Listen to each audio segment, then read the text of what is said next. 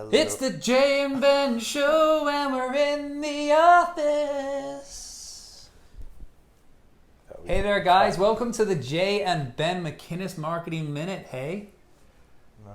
That was pretty good. That was pretty good. No. Can I get a water? That was good. You sound like you're like 9. Can I get a water, eh? We don't say A after every Yes, sentence. you do. Yes, you do. Can I get a water, eh? You should know this by now. Are you finished? For now. Carry on.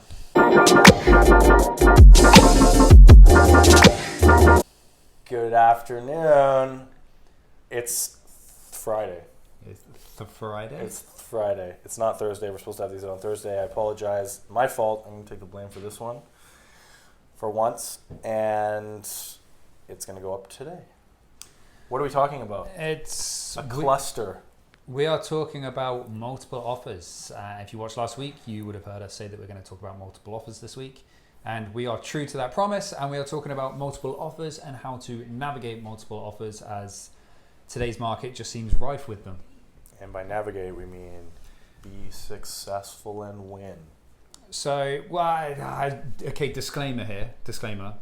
This is a how to navigate multiple offers. This is not a guaranteed win in multiple offers. If you wanted the guaranteed win in multiple offers, offer $1 million above asking price.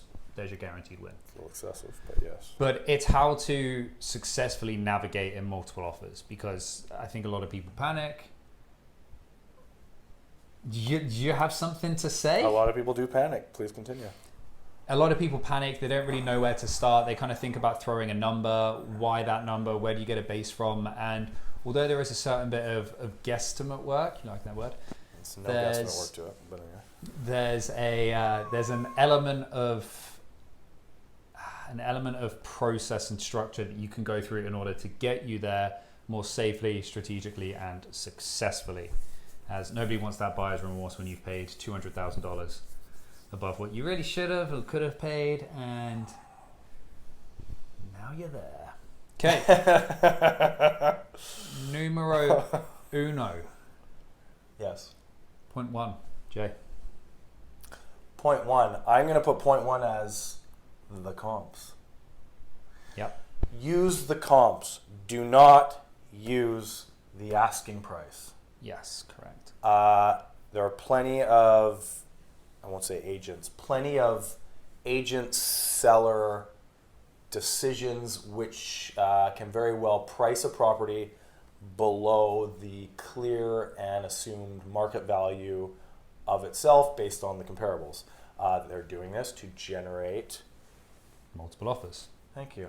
So that number is irrelevant to what you are trying to achieve. It's simply getting people in the door, assisting the seller, in theory, to get more people bidding and get his or her number up. It's to get your attention, which it rightfully has done so. Yes, so use the comps. The comps are what the market has provided you with in the form of actual dollars down on properties. The comps plus the time and market between now and when those comps were, apples to apples comps, of course, are best, plus how many comparable buyers there are. How many people are Stop going down against? all of the steps. I just want step 1. Okay.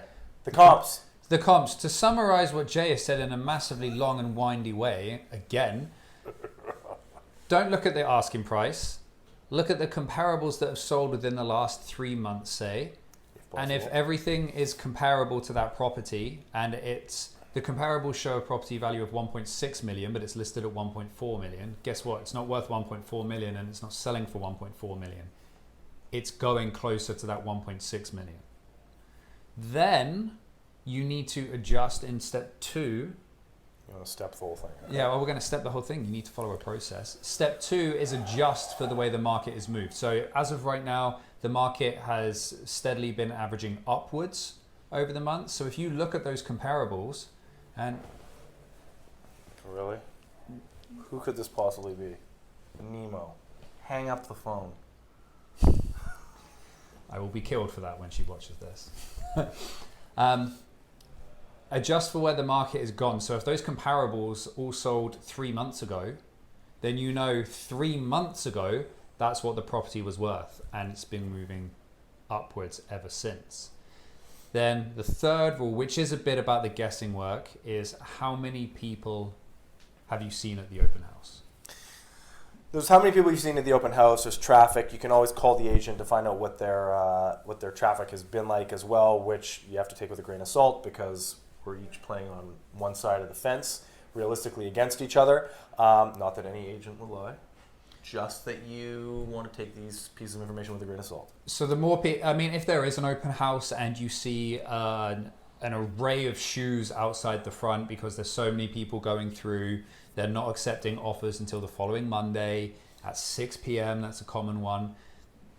And it looks very well priced. 9 times out of 10, you are going to be in a multiple offer situation. So if you get the price that it was worth that 2 or 3 months ago, account for the market moving upwards. Say it's gone 0.7% like currently on average each month.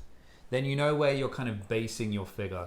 Then when it comes to actually getting your price, you need to find out what you're comfortable losing at. So that process goes a little bit like this, Jay. Yeah, so once you know how many people you're competing against, calling the agent last minute before they're looking and saying, how many people am I competing against? That's step 3. We've gone past step 3. You didn't go into enough detail on that.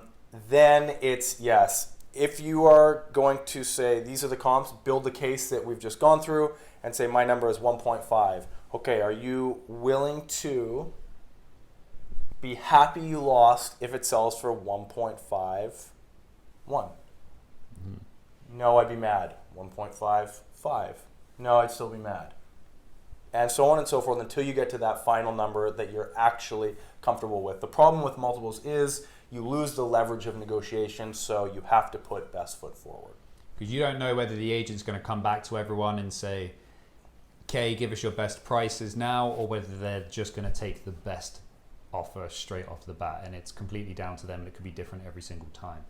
So yeah, you need to, further to Jay's point, you need to get to the point where if you're going to offer 1.59 and somebody buys it for 1.591, you're okay saying, okay, no, we're good with letting that go.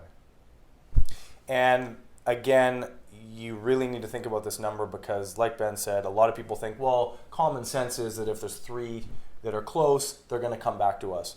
We can only assume, and we'll never know what's going on in the meeting between the listing agent and the seller. They may just say, I don't have time. These are all great numbers. I'm just going to pick this one, or they'll go back and give you the second chance. But don't assume you're going to get that second chance. And don't forget as well, you can either be the victim of the statistics or you can be the statistic. And what we mean by that is, so say it goes for 1.591. If you purchased it for that, you have set the new benchmark pricing for that type of property, and you are the statistic. If anything comes to market after that point that's comparable, that property is going to sell for that 1.591 as a minimum, because that is the new benchmark. And at which point you're then going to be the victim, because if you can capture it at that rate, you've captured it at market value. Now, there is the worst thing to do in multiple offers. Jay? The worst thing to do is not to offer at all. That's it.